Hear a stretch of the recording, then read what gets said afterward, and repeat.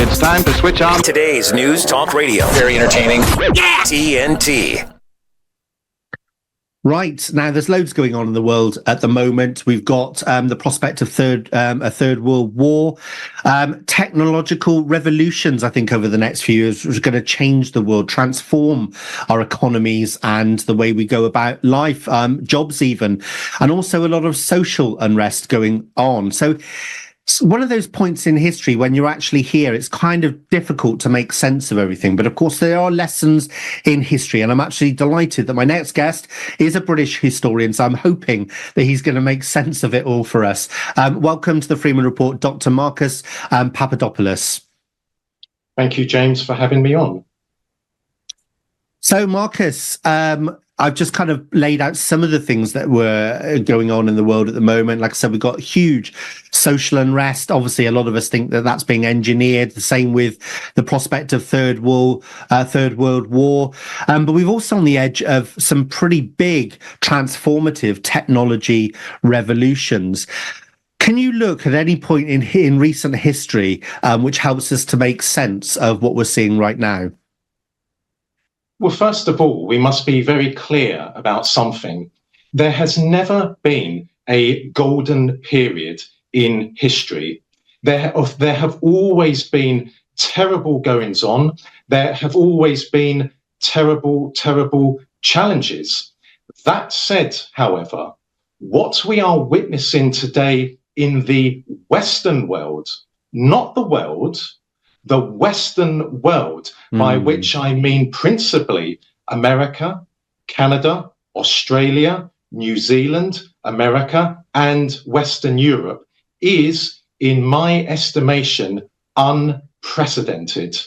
Because the Western ruling elites, or globalists, however you wish to describe the people who rule, not govern, rule the Western world, are doing everything within their powers to destroy Western civilization, to destroy the heritage, the cultural and spiritual values, the national identities of the indigenous populations of the Western world. And they are doing that through numerous methods. One is, of course, by using technology. We should not be anti-technology per se. Technology, when in the use to serve mankind, is a splendid thing. But technology in the wrong hands and used for nefarious reasons is extremely dangerous. So, for example, throughout the Western world, such as America and Britain, technology is being used as a surveillance device to watch what people are saying, what people are doing, indeed what people are buying. Secondly, the Western ruling elites, or again globalists, are bringing immigrants from outside of the Western world into the Western world to destroy the Western world from within. That is why I say, and I have been saying this for nearly 20 years now, the people, the men and women who rule the Western world, hate the indigenous populations of the Western world. Why else would they seek to eradicate the national identities of the peoples of the Western world? Why else would they attempt to make them feel like aliens in their own countries? Do you not think it's a more sort of pragmatic reasons than that, rather than just they just hate us, in the sense that, you know, the West hasn't had a lot of competition, you know, particularly when you look at America, you know, it's the dollar is the world reserve currency, and America has been the world's only superpower for a very, very long time. All of that is, of course, changing now, which means that the West isn't going to be dominant. It's going to be a multipolar world. And I think, you know, the reasons I see, and I'm not kind of justifying it, but I think that suddenly the ruling classes in the West think, oh, geez, we're not sat on this high pedestal anymore. We've got to get control of our populations because we're now in competition. And actually, there is a big threat to the US in particular, that their whole economic system is going to collapse. So the way I see it is probably the globalists certainly the ruling elite in the West are just trying to get control of their populations and their economies, because otherwise things are just going to run away with them and they're not going to be able to compete with the likes of China. What do you think of that sort of hypothesis? Indeed, there is a lot of legitimacy to what you just said, and I sympathise with a lot of what you have just said. However, we must be aware that in Britain, for example, the transformation of British society has not been occurring ever since what was referred to as the pandemic, which from day one I did not believe in. No, this has been happening in Britain ever since following 1945. So we see immigrants having been brought into this country from the middle and the late 1950s onwards. We see, in particular, from the late 1960s onwards, attacks on the cultural and spiritual values of the British people. So, for example, Christianity has not just been on the decline in Britain for the last 10 or 15 or 20 years. It has been on the decline for some 50 years. And if we take the monarch, the previous one, Elizabeth II, the current one, Charles III, they are supposed to be the defender of the faith, the head of the Church of England. Yet, never did Elizabeth II or the current one ever express even regret or sadness at the decline of Christianity. Is that not peculiar? Is that not suspicious? Now, it's certainly the case that the war in Ukraine is an attempt by the Western ruling elites to safeguard Western global hegemony, Western global supremacy, something which they have had ever since 1992, when the Soviet Union ceased to exist. However, along the entire front line in Ukraine, a 1,000-kilometer front line from Kharkov to Lugansk to Donetsk to Zaporozhye to Kherson, the Russian armed forces hold an overwhelming initiative, and they have gathered vast amounts of soldiers and weaponry, which will soon be used to go on the offensive. And very major offensive will be witnessed this year, which will signify the end of the Ukrainian army and the end of NATO endeavors in Ukraine, which is ultimately about attempting to encircle Russia in Eastern Europe, from the Baltic Sea to the Black Sea with NATO member states, because NATO is very aware that if Russia is encircled in Eastern Europe, then Russia will become a weakened power in Europe and thereby a weakened power in the world. It is only a matter of time until the Russian army is successful and captures either all of Ukraine or most of Ukraine. What do you think then is the end game then for NATO? Because there's different kind of thinking around this. Some think that actually it was decided that this war was going to happen with Russia 20 years ago, and they've just ploughed on with it, led by the US. And actually now it's not going to plan, and in all reality we should probably reverse, but we're not going to, because they're committed to it. Is this just a big plan that's gone wrong? Because as far as I can see, if we keep on cornering and surrounding Russia, particularly if we send troops to Ukraine, we're going to end up in a third world war. So it doesn't make any sense, this plan. So is it a mistake, or is the plan to have some kind of new world war? What are your thoughts on that, Marcus?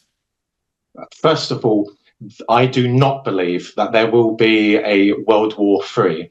Why? Because in America and in Russia, the two nuclear superpowers who account for over 90% of the world's nuclear weapons, there are what I call the elite of the elites, people whom you do not see on television, people whom you do not know what their names are. They speak to each other on a daily basis, and they have done ever since the end of the Cuban Missile Crisis in 1962. So what Biden and Putin say in public is very different to what the elite of the elites in Russia and America say to each other. It is their job to preserve peace between their countries. Let us not forget the doctrine of mutual assured destruction, MAD.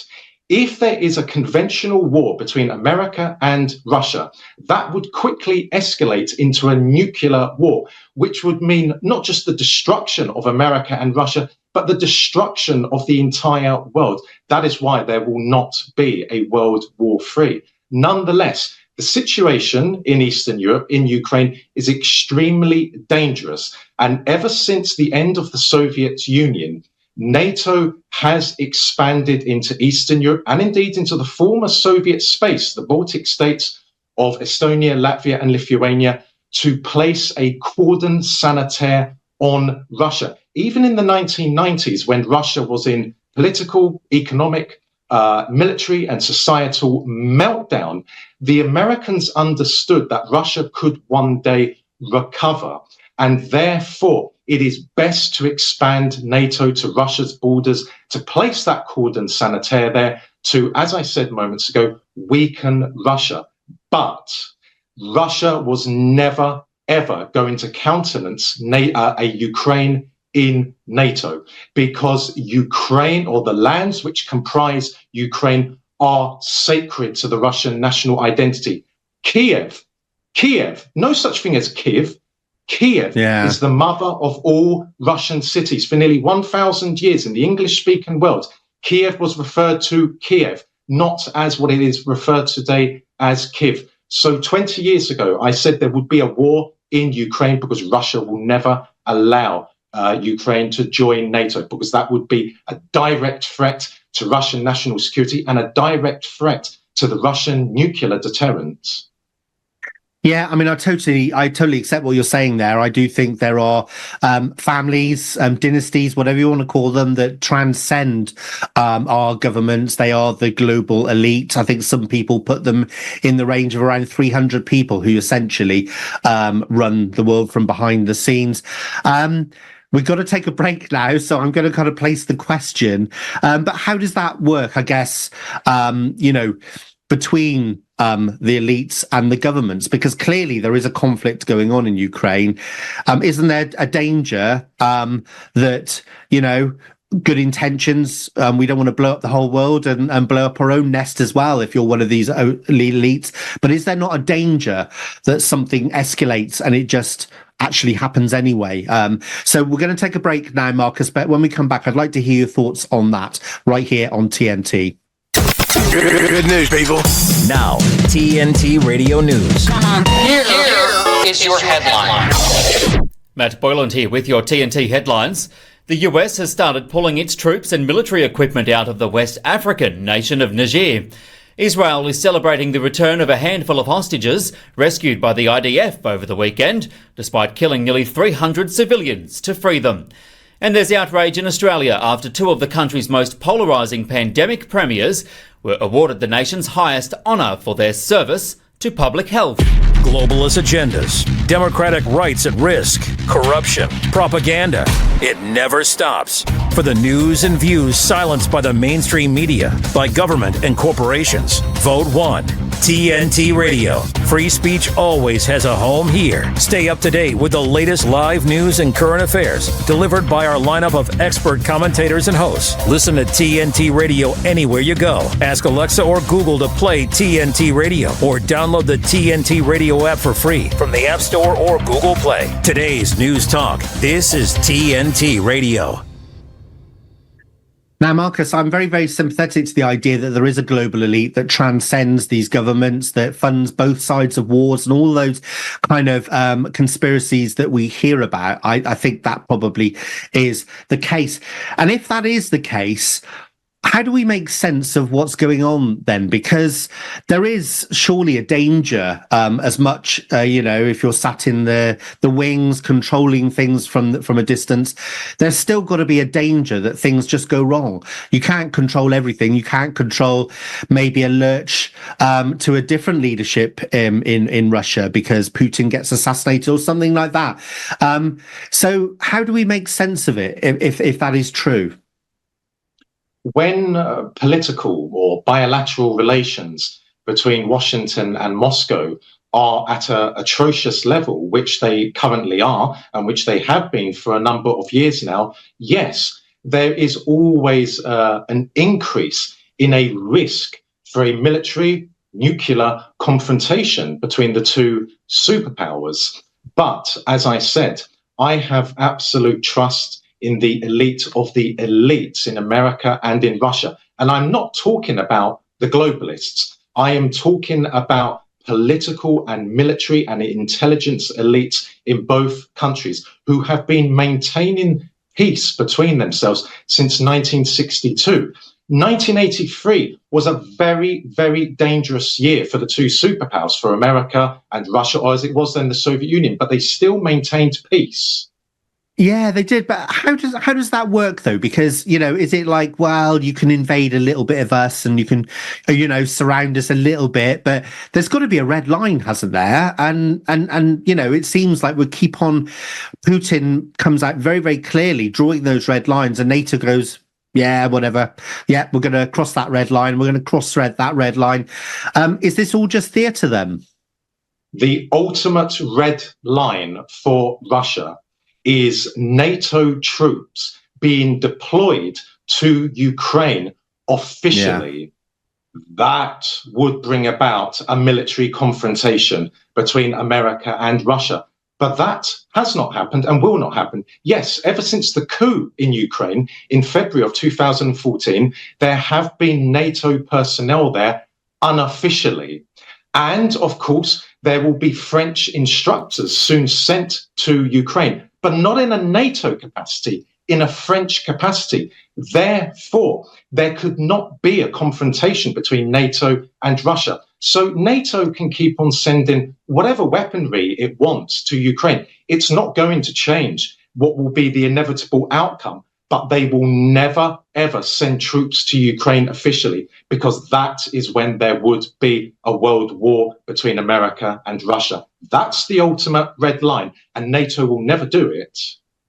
Yeah, so I come back to my point then. What is the point of this conflict in Ukraine in terms of the US then? Because I think you said that, they want to surround, they want to limit, they want to put pressure and I guess demote Russia from the power that it is. But that just seems, I just don't see how we get to that point without crossing these red lines. And why would Russia agree to let that happen strategically over the next 5 to 10 years, particularly now it's aligned with China? Is there something else going on here?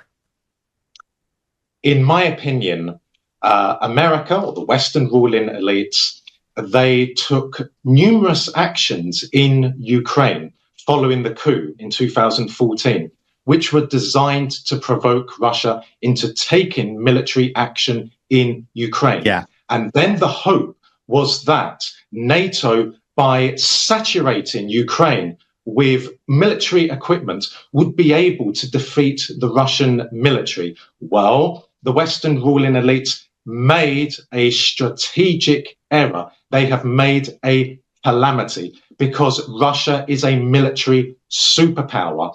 And what is particularly depressing, James, is that the average person in the Western world today, who is a ignorant, uncultured imbecile, believes the propaganda of British mainstream media, for example, that the Russian military is a third-rate power. If you go back to the 1960s or the 1970s in Britain, every British person would have known that the Russian military or the Soviet military was a superpower, was a juggernaut. The day the Russian army entered Ukraine over 2 years ago was the day that Ukraine would cease to exist. and NATO would be defeated in its attempts to draw Ukraine into NATO. Yeah, I mean, I have to agree with you on the ignorance of people, and it's not surprising given the power of the mainstream media and the matrix, the Western industrial military complex. So, Marcus, is this just a big game of risk there where certain people make an awful lot of money? Because, of course, this creates an awful lot of GDP, particularly for weapons manufacturers and all sorts of other industries. Is this just a game of risk to those, very few political elite globally? First and foremost, NATO, or the Western ruling elites to be more precise, attempted to inflict a strategic defeat on Russia. That failed, and failed abysmally.